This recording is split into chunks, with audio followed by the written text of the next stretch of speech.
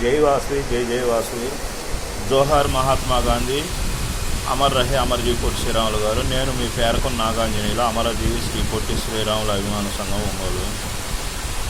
గౌరవనీయ ముఖ్యమంత్రులైన నారా చంద్రబాబు నాయుడు గారికి మరియు డిప్యూటీ సీఎం పవన్ కళ్యాణ్ గారికి బహిరంగ విజ్ఞప్తి చేస్తున్నాను. మీరు ప్రమాణ స్వీకారం చేసి ప్రస్తుతానికి 18 రోజులు అవుతుంది. ఈ 18 రోజుల్లో 2 ఆర్యవైశ్యుల పైన దాడులు జరిగాయి. 2 ఆర్యవైశ్యులు హత్యకు గురయ్యారు. వచ్చేసి తొలుత జరిగిన దాడి శ్రీశైలంలో ఉన్న వైసీపీ ఆర్యవైశ్యుడి మీద జరిగింది. వచ్చే తరువాత చీరాల్లో కర్రీస్ పాయింట్ వ్యాపారం, ఒక చిరు వ్యాపారి, అతన్ని వచ్చేసి పక్కన ఉన్న అరటికాయల బండి అతను కత్తితో పొడిచి చంపాడు నడి రోడ్డుపై విచక్షణారహితంగా. మూడోది వచ్చేసి దాడి నాపైనే జరిగింది.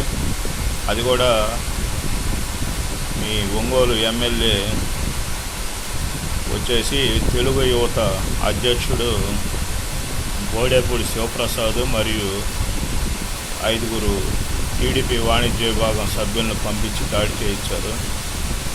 ఇప్పుడు వచ్చేసి దాడి చేసిన 6 నాకు ఎటువంటి లావాదేవీలు కానీ ముఖ పరిచయాలు కానీ కనీసం టీ తాగిన దాఖలాలు కూడా లేవు. లేకపోతే 4వ హత్య వచ్చేసి విజయవాడలో వచ్చేసి కిరాణా వ్యాపారం చేసుకునే వ్యక్తి వాళ్ళ అమ్మాయి విషయంలో జరిగిందన్నారు. ఆ హత్య వచ్చేటప్పటికి చేసిన వ్యక్తి అమ్మాయికి ప్రియుడని చెప్తున్నారు. అతను వచ్చేసి కేసినేని చిన్ని గారి దగ్గర అభిమానిగా పార్టీలో తిరుగుతున్నాడని తెలిసింది. ఆ ఫోటోలు కూడా సోషల్ మీడియాలో వచ్చింది.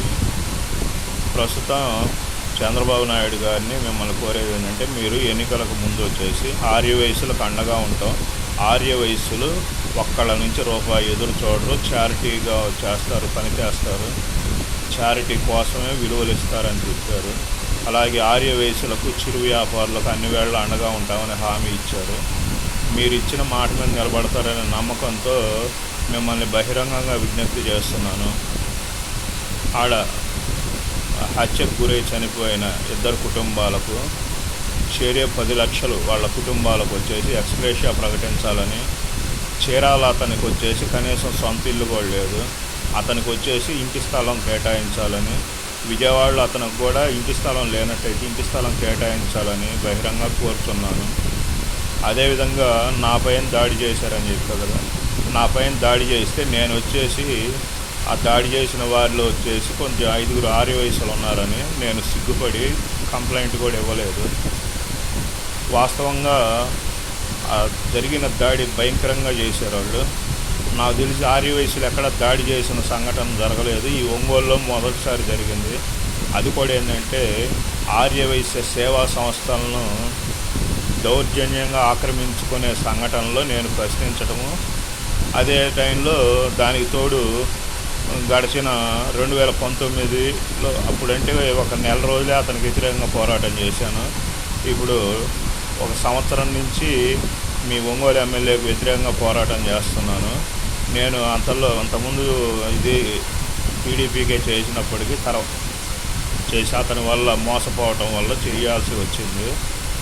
ఈ సందర్భంలో నా తలకాయ పగలగొట్టినా కూడా నేను కేసు పెట్టలేదు. కానీ నాపై కక్ష సాలదన్నట్టు నేను మంగమూరు డొంక బైపాస్ జంక్షన్ ఒంగోలులో 50 సంవత్సరాల తర్వాత 2వ విగ్రహం ఏర్పాటు చేశాం బహిరంగ ప్రదేశంలో.